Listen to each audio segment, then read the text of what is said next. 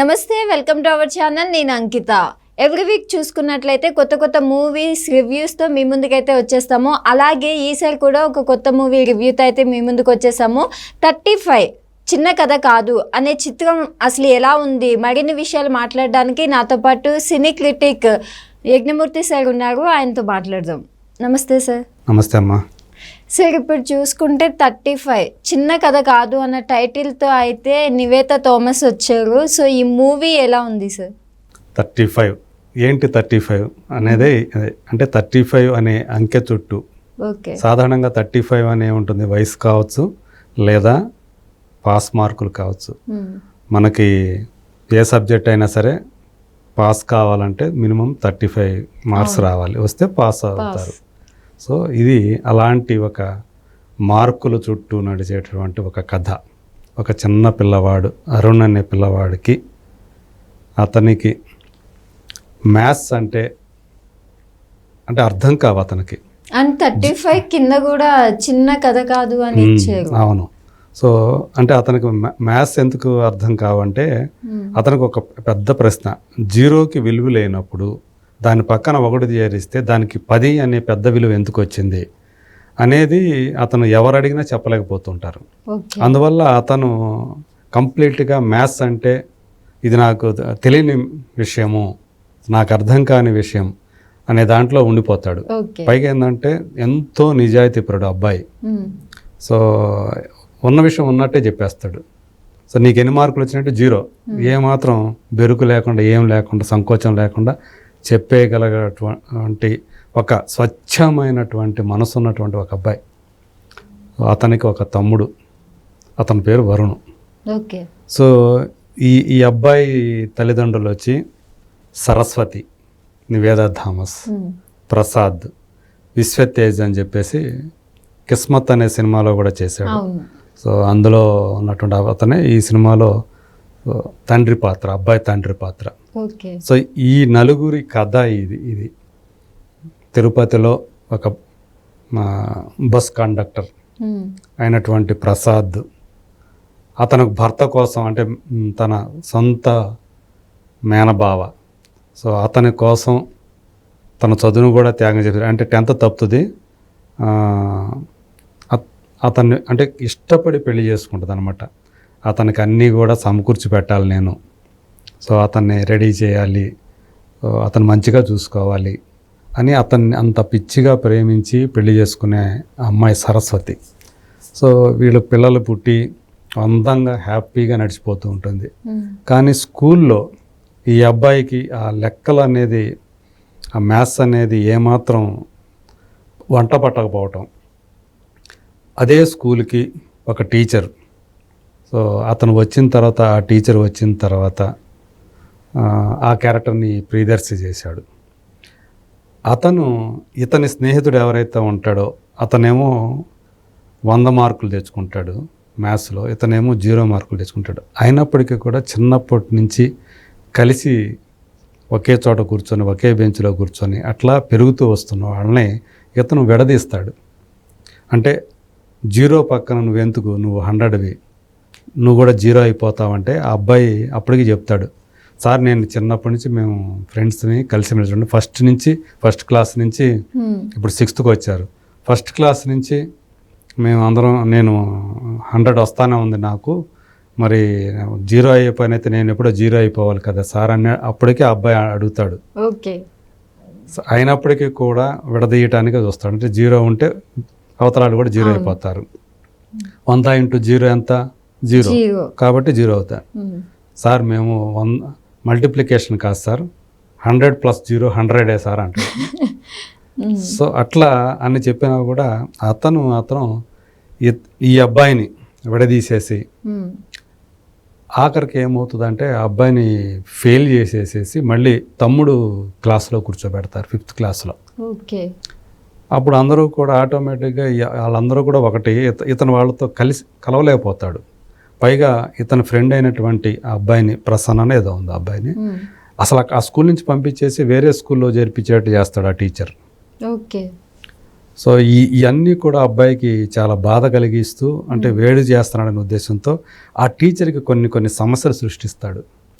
అంటే అతను తీసుకొచ్చే వెహికల్ ఏదో ఉంటుందో ఆ వెహికల్కి ఒకసారి గాలి, ఒకసారి ఏమో గాలి తీసేయటం, ఒకసారి సీటు కోసేయటం, ఇంకోసారి పెట్రోల్ పైపు దాన్ని కట్ చేయటం, ఒకసారి అతని కళ్ళజోడు లేకపోతే అతను కనపడదు చూపు, అలా యాక్సిడెంట్ కూడా అవుతుంది, ఆ కళ్ళజోడు పగల కొట్టిచ్చేస్తాడు, తీసేస్తాడు. సో ఇవన్నీ కూడా ఆ అబ్బాయికి నెగిటివ్ అయిపోయి అతన్ని అసలు ఆ స్కూల్లో నుంచి లేకపోతే పంపించేయాల అన్నదాకా తీసుకెళ్తాయి. ఇది తండ్రికి ఇబ్బంది కలుగుతుంది. సో అతన్ని ఎట్లయినా సరే కొడుకుని బాగు చేయడం కోసమే అతనే యాక్చువల్గా ఫెయిల్ చేపిస్తాడు. అట్లన్నా తెలుసుకుంటాడు, దారిలోకి వస్తాడని. అయినప్పటికీ కూడా అతని సహజ స్వభావం ఏదైతే ఉందో అరుణ్ది, అబ్బాయి అలాగే బిహేవ్ చేస్తాడు తనలాగా. సో దీంతో ఏంటంటే ఒక టైంలో భార్యాభర్తలు, అంత అన్యోన్యంగా ఉండే భార్యాభర్తల మధ్య కూడా పొరపచ్చాలు వస్తాయి. సో తనకు తెలియకుండా భార్య అంటే అతను స్కూల్కి ఇక్కడిని మానిపించేసి వేద పాఠశాలలో చేర్పించాలి, తన బావమరిది వేద పాఠశాల స్కూల్లో నడుపుతుంటాడు. సో దాంట్లో చేర్పిస్తే ఈ లెక్కలు కూడా ఉండదు కదా అని చెప్పేసి అతను ప్రసాద్ అనుకుంటాడు. కానీ భార్య అతను తెలియకుండా పొద్దున్నే స్కూల్కి పంపించేసేటప్పటికి అతను కోపం వచ్చి ఇక మాట్లాడనని చెప్పేసి చెప్తాడు ఆమెతోటి. సో అలా వాళ్ళిద్దరి మధ్య కూడా దూరం పెరుగుతుంది.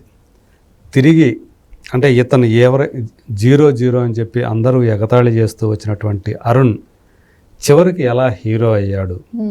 సో 35 మ్యాథ్స్లో 35 మార్క్స్ తెచ్చుకోగలిగాడా లేదా. సో తన కొడుకు కోసం సరస్వతి ఏం చేసింది. సో 10th ఫెయిల్ అయినటువంటి ఆమె తన కొడుకే గురువుగా ఎలా మారింది. సో ఇదంతా కూడా అంటే ఫస్ట్ హాఫ్తో పోల్చుకుంటే సెకండ్ హాఫ్లో కొంచెం రసవత్తరంగా సాగుతుంది. ఏదేమైనా ఇది మొత్తం చూసుకుంటే రెగ్యులర్ మనకి కమర్షియల్ సినిమా కాదు, ఒక మంచి సినిమా.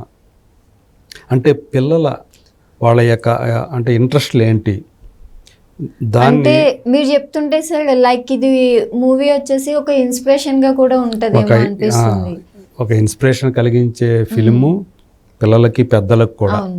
అలాగే పిల్లలతోటి ఎలా మెలగాలి, పిల్లలు ఏదైనా నేర్చుకోవాలంటే వాళ్ళు ఎలా చెప్తే నేర్చుకుంటారు అనే విషయాలను కూడా తెలియజేసే సినిమా, ఒక ఎడ్యుకేషన్ కూడా ఈ సినిమా. అందుకని నాని ఈ ప్రీ రిలీజ్ ఈవెంట్లో చెప్పాడు, ఈ సినిమాకి పిల్లలు, అమ్మా నాన్నలు, పిల్లలు కలిసి చూడాల్సినటువంటి సినిమా. ఒకవేళ దానికోసం ఒకవేళ వీక్ డేస్లో కావాలంటే స్కూల్కి సెలవు పెట్టి కూడా ఈ సినిమాను చూడొచ్చు. ఎందుకంటే ఈ సినిమా ఒక ఎడ్యుకేషన్. స్కూల్లో నేర్పేదానికంటే కూడా ఈ సినిమా చూస్తే ఇంకా ఎక్కువ నేర్చుకుంటారు, తల్లిదండ్రులు కూడా నేర్చుకుంటారు అని చెప్పాడు. అది నిజమే అది.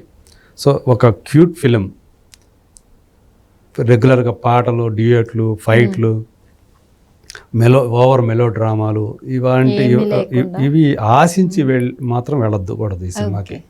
ఒక బ్యూటిఫుల్ సినిమా, ఒక మంచి సినిమా, అభిరుచి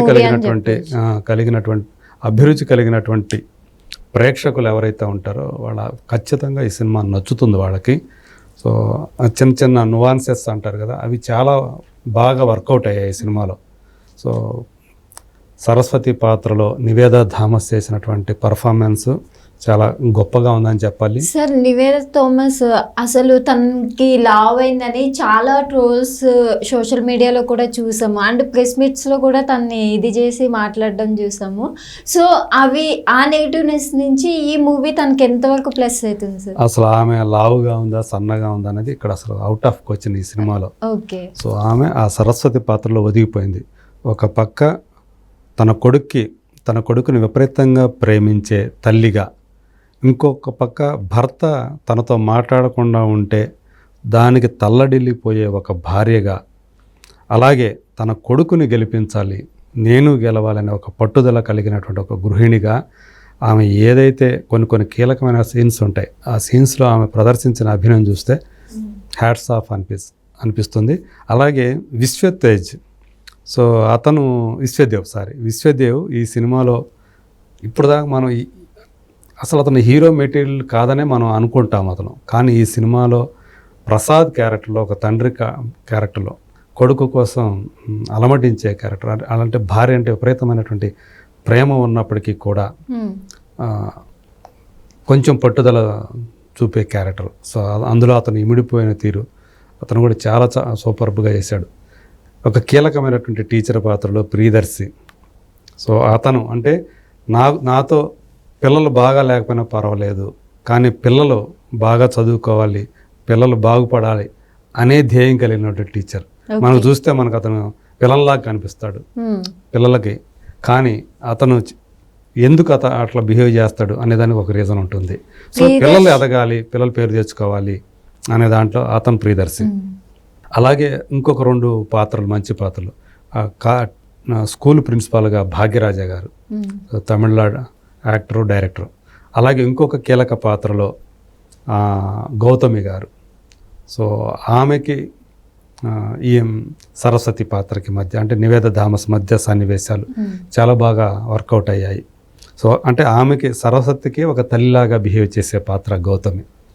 సో అంటే ఎలాంటి రిలేషన్ లేకపోయినా సో ఆ 2 పాత్రల మధ్య ఉండే అనుబంధం, సో ఇవన్నీ కూడా బాగా వర్కౌట్ అయ్యాయి. ఆ పిల్లవాడు ఎవరో కానీ అరుణ్ పాత్రని అతను ఎంత చిన్న పిల్లోడుగా ఎంత అద్భుతమైన పర్ఫార్మెన్స్ చేశాడు అతను. సూపర్బ్. ఆ అబ్బాయి కూడా తమ్ముడు చలాకీగా ఉండే తమ్ముడు క్యారెక్టర్లో చేసిన అబ్బాయి కూడా బాగానే చేశాడు. మిగతా పిల్లలందరూ కూడా అంటే ఇతను ఒక స్నేహితుడిని మిస్ చేసుకుంటే వెళ్ళిపోతాడు కదా, అక్కడి నుంచి పంపించేస్తాడు టీచర్. ఒక అమ్మాయి వస్తుంది, ఆ అమ్మాయి ఫ్రెండ్ అవుతుంది, ఆ అమ్మాయి కానివ్వండి, అందరూ కూడా పిల్లలందరూ కూడా చాలా బాగా చేశారు. ఇది నిజంగా చూడటానికి పిల్లల సినిమా అనిపిస్తుంది, కానీ పెద్దలు కూడా ఖచ్చితంగా చూడాల్సినటువంటి సినిమా. సో పిల్లలకి రాని విషయాన్ని ఎలా చెప్పాలి, సో వాళ్ళని ఎలా పెంచాలి అనేది కూడా, సో వాళ్ళ మనసుని ఎలా గ్రహించి మనం వాళ్ళని తీర్చిదిద్దాలి అనే విషయాన్ని కూడా ఈ సినిమాలో చాలా బాగా డైరెక్టర్ చెప్పాడు. బట్ సినిమా మనకి స్పీడ్గా వెళ్ళాలి, స్క్రీన్ ప్లే ఇట్లా అనుకున్నప్పుడు కొంచెం డల్గా అనిపించవచ్చు, కానీ బట్ ఇలాంటి సినిమాకి అవన్నీ చూడకూడదు. ఖచ్చితంగా ఒక ఫ్యామిలీ అందరూ కూడా అందులో పిల్లలు తల్లిదండ్రులు కంపల్సరీగా ఉండాలి. సో వాళ్ళందరూ కలిసి చూసి నేర్చుకోవాలి.